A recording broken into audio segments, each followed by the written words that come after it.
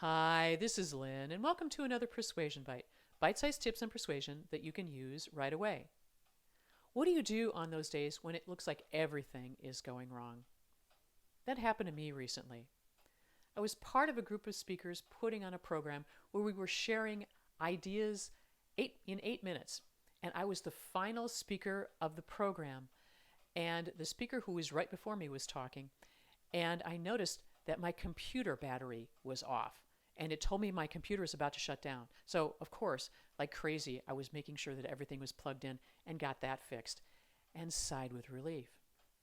And then my dog Simon, who had been sitting calmly throughout the hour and a half of this program, decides to get up and walk around and sit and stare at me. So I know he needs to go outside. And I'm hoping, please, Simon, just keep your legs crossed until this is over. And then he came over and began licking my leg and licked my leg for the next 10 minutes as I began to speak.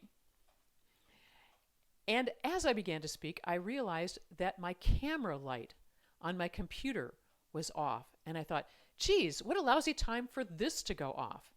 And I thought, well, I'll just look where I think the camera is and hope that I'm coming through. And it was at that point that somebody sent me a note saying, your camera's off. And I had that panic moment of, geez, I don't know what to do. What did I do? I just kept going. It turned out that somehow the camera had malfunctioned or I'd turned it off, and all people saw were my slides and the picture of me on the screen. Not the interactive video stuff I was hoping that people would see. And it wasn't until my program was over that somebody else began to speak and I figured out what had gone on and turned my camera back on.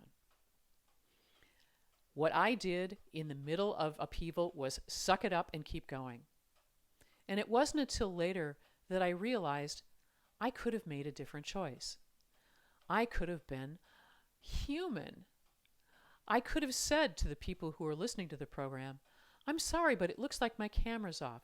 I'd love just a couple of seconds to fix that so I can actually see you and you can see me.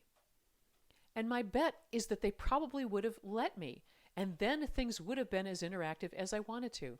But I was just so busy trying to get it right and barrel through it, the way we often do when we're facing adversity. So this week's Persuasion Bite idea is, when you face adversity, don't just put your head down and try to get through it. Know that there are other options. And sometimes a really good one is where you admit something is going sideways and ask for people to cut you a little bit of slack while you fix this and create something better.